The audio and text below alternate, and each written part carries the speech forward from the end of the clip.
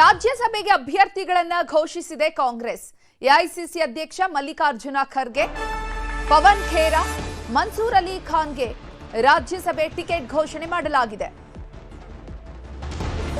ರಾಜ್ಯಸಭೆಗೆ ಕಾಂಗ್ರೆಸ್ನಿಂದ 3 ಅಭ್ಯರ್ಥಿಗಳ ಆಯ್ಕೆಯ ಅನಿವಾರ್ಯತೆ ಇತ್ತು.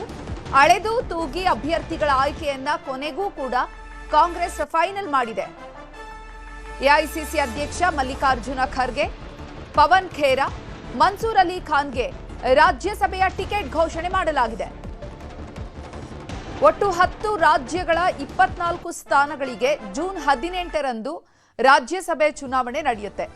ನಾಳೆ ವಿಧಾನಸೌಧದಲ್ಲಿ ಚುನಾವಣಾಧಿಕಾರಿಗೆ ಮಲ್ಲಿಕಾರ್ಜುನ ಖರ್ಗೆ ನಾಮಪತ್ರವನ್ನ ಸಲ್ಲಿಕೆ ಮಾಡ್ತಾರೆ. ನಾಳೆ ಲೋಕಸಭೆ ವಿಪಕ್ಷ ನಾಯಕ ರಾಹುಲ್ ಗಾಂಧಿ ಕೂಡ ಸಾಥ್ ನೀಡಲಿದ್ದಾರೆ. ಇನ್ನು ರಾಜ್ಯದಿಂದ 4 ರಾಜ್ಯಸಭೆ ಸ್ಥಾನಗಳು ತೆರವಾಗಲಿದ್ದು, ಆ ಪೈಕಿ ಕಾಂಗ್ರೆಸ್ ಸಂಖ್ಯಾಬಲದಲ್ಲಿ 3 ಸ್ಥಾನವನ್ನು ಗೆಲ್ಲಬಹುದಾಗಿದೆ. ಬಿಜೆಪಿಗೆ 1 ಸ್ಥಾನ ಸಿಗಲಿದೆ.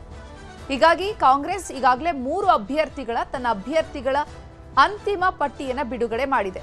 ಫೈನಲ್ ಆಗಿ 3 ಹೆಸರು ಯಾರ್ಯಾರು ಕರ್ನಾಟಕವನ್ನ ಪ್ರತಿನಿಧಿಸಿ ರಾಜ್ಯಸಭೆಗೆ ಎಂಟ್ರಿ ಕೊಡ್ತಾರೆ ಅನ್ನುವಂತಹ 3 ಜನರ ಹೆಸರನ್ನ ರಿಲೀಸ್ ಮಾಡಿದೆ. ಅದರಲ್ಲಿ ಎಐಸಿಸಿ ಅಧ್ಯಕ್ಷರಾದ ಮಲ್ಲಿಕಾರ್ಜುನ ಖರ್ಗೆ ಮತ್ತು ಪವನ್ ಖೇರಾ ಮತ್ತು ಮನ್ಸೂರ್ ಅಲಿ ಖಾನ್ ಈ 3 ಕೂಡ ಸ್ಥಾನವನ್ನು ಪಡ್ಕೊಂಡಿದ್ದಾರೆ.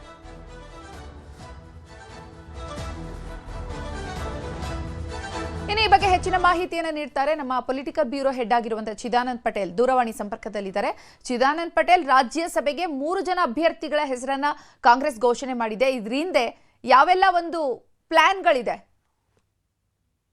ಚೈತ್ರ, ಹರೀಶ್ ಮಾತ್ರ ಬೆಳವಣಿಗೆ ಹಿನ್ನೆಲೆಯಲ್ಲಿ ಇದೀಗ ಮಲ್ಲಿಕಾರ್ಜುನ್ ಖರ್ಗೆ ಅವರು ಮತ್ತೆ ರಾಜ್ಯಸಭೆಗೆ ಆಯ್ಕೆ ಆಗ್ತಿರ್ತಕ್ಕಂಥದ್ದು. 84 ವರ್ಷದ ಮಲ್ಲಿಕಾರ್ಜುನ್ ಖರ್ಗೆ ಅವರು ಎಐಸಿಸಿ ಪರಿಗಣಿಸಿರ್ತಕ್ಕಂಥದ್ದು.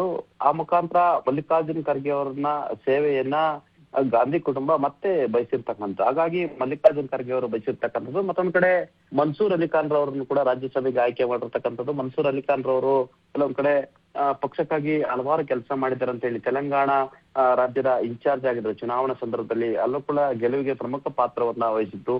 ಜೊತೆಗೆ ಈ ಹಿಂದೆ ರಾಜ್ಯಸಭೆ ಚುನಾವಣೆ ನಿಂತು ಸೋಲ್ತಾರಂತ ಗೊತ್ತಿದ್ರು ಕೂಡ ಅವರಿಗೆ ಟಿಕೆಟ್ ಅನ್ನ ಕೊಟ್ಟಿದ್ರು. ಆದ್ರೂ ಕೂಡ ಅವರು ಚುನಾವಣೆಗೆ ನಿಂತು ಸೋತಿದ್ರು. ನಂತರ ಬೆಂಗಳೂರು ಕೇಂದ್ರ ಲೋಕಸಭಾ ಚುನಾವಣೆಗೆ ಸ್ಪರ್ಧಿಸಿ ಸೋಲನ್ನ ಕಂಡಿದ್ರು ಮತ್ತು ಪಕ್ಷದ ಅನೇಕ ಚಟುವಟಿಕೆಗಳಲ್ಲಿ ಭಾಗವಹಿಸಿದ್ರು.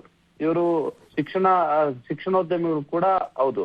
ಹಾಗಾಗಿ ಅವರ ಸೇವೆ ಪರಿಗಣಿಸಿ ಮತ್ತೊಂದು ಕಡೆ ಕರ್ನಾಟಕದಲ್ಲಿ ಒಂದ್ ಕಡೆ ದಾವಣಗೆರೆ ದಕ್ಷಿಣ ಬೆಳವಣಿಗೆ, ಎಲ್ಲೊಂದ್ ಕಡೆ ಅಲ್ಪಸಂಖ್ಯಾತರನ್ನ ಕಾಂಗ್ರೆಸ್ಗೆ ಮತ ಹಾಕುವ ವಿಚಾರದಲ್ಲಿ ಒಂದಷ್ಟು ಚಿಂತನೆಗಳನ್ನ ಹುಟ್ಟು ಹಾಕಿರ್ತಕ್ಕಂಥದ್ದು ಮತ್ತು ಕಾಂಗ್ರೆಸ್ ನಾಯಕರುಗಳ ನಡವಳಿಕೆಗಳು, ಅವರ ಮೇಲಿನ ಕ್ರಮಗಳು ಕೂಡ ಎಲ್ಲೊಂದ್ ಕಡೆ ಕಾಂಗ್ರೆಸ್ಗೆ ಬೇರೆ ಬೇರೆ ರೀತಿ ಸಂದೇಶ ಆಗಿರ್ತಕ್ಕಂಥ. ಹಾಗಾಗಿ ಇದು ಒಂದ್ ರೀತಿ ಅಲ್ಪಸಂಖ್ಯಾತರನ್ನ ಸಮಾಧಾನ ಪಡಿಸುವ ಒಂದು ಭಾಗವಾಗಿ ಕೂಡ ಮನ್ಸೂರ್ ಅಲಿ ಖಾನ್ ರವರನ್ನಾಗೆ ಆಯ್ಕೆಯನ್ನ ಮಾಡಿರ್ತಕ್ಕಂಥದ್ದು. ಇನ್ನ ಪ್ರತಿ ಬಾರಿ ಕೂಡ ಹೈಕಮಾಂಡ್ ಇಂದ ಒಬ್ರು ಅಭ್ಯರ್ಥಿ ಇರ್ತಾರೆ. ಎಲ್ಲೊಂದ್ ಕಡೆ ಆಂಧ್ರ ಪ್ರದೇಶದ ಶರ್ಮಿಳಾ ರೆಡ್ಡಿ ಅವರ ಹೆಸರು ಕೇಳಿ ಬಂದಿತ್ತು. ಆದ್ರೆ ಇದೀಗ ಮಾಧ್ಯಮ ವಿಭಾಗದ ಮುಖ್ಯಸ್ಥ ಆಗಿರ್ತಕ್ಕಂಥ, ಅಂದ್ರೆ ಅಖಿಲ ಭಾರತ ಕಾಂಗ್ರೆಸ್ ಕಮಿಟಿಯ ಮಾಧ್ಯಮ ವಿಭಾಗದ ಮುಖ್ಯಸ್ಥ ಆಗಿರ್ತಕ್ಕಂಥ ರಾಹುಲ್ ಗಾಂಧಿ ಟೀಮ್ ನಲ್ಲಿ ಕೆಲಸ ಮಾಡ್ತಕ್ಕಂಥ ಪವನ್ ಖೇರಾ ಹೆಸರು ಕೂಡ ಅಂತಿಮಗೊಂಡಿರ್ತಕ್ಕಂಥದ್ದು.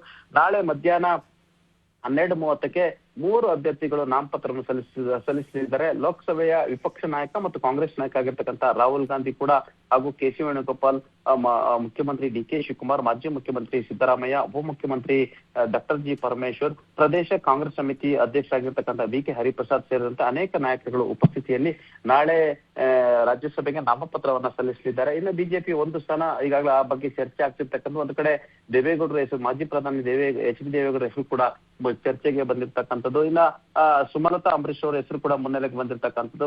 ಅದೇ ರೀತಿ ಮಾಜಿ ಮುಖ್ಯಮಂತ್ರಿ ಡಿ.ವಿ. ಸದಾನಗೌಡರ ಹೆಸರು ಕೂಡ ಮುನ್ನೆಲೆಗೆ ಬಂದಿರ್ತಕ್ಕಂಥದ್ದು. ಸದ್ಯ ನಾಳೆ 12:30ಕ್ಕೆ ಕಾಂಗ್ರೆಸ್ನ 3 ಅಭ್ಯರ್ಥಿಗಳು ಮಲ್ಲಿಕಾರ್ಜುನ್ ಖರ್ಗೆ, ಮನ್ಸೂರ್ ಅಲಿ ಖಾನ್ ಮತ್ತು ಪವನ್ ಖೇರಾ ಅವರು ಮಧ್ಯಾಹ್ನ 12:30ಕ್ಕೆ ನಾಮಪತ್ರವನ್ನು ಸಲ್ಲಿಸಲಿದ್ದಾರೆ. ಎಲ್ಲ ಪ್ರಮುಖ ನಾಯಕರುಗಳು ಕೂಡ ಆ ಸಂದರ್ಭದಲ್ಲಿ ಉಪಸ್ಥಿತರಿರ್ತಾರೆ. ಚೈತ್ರ, ಧನ್ಯವಾದ ಚಿದಾನಂದ್ ಪಟೇಲ್ ತಮ್ಮೆಲ್ಲ ಮಾಹಿತಿಗಾಗಿ.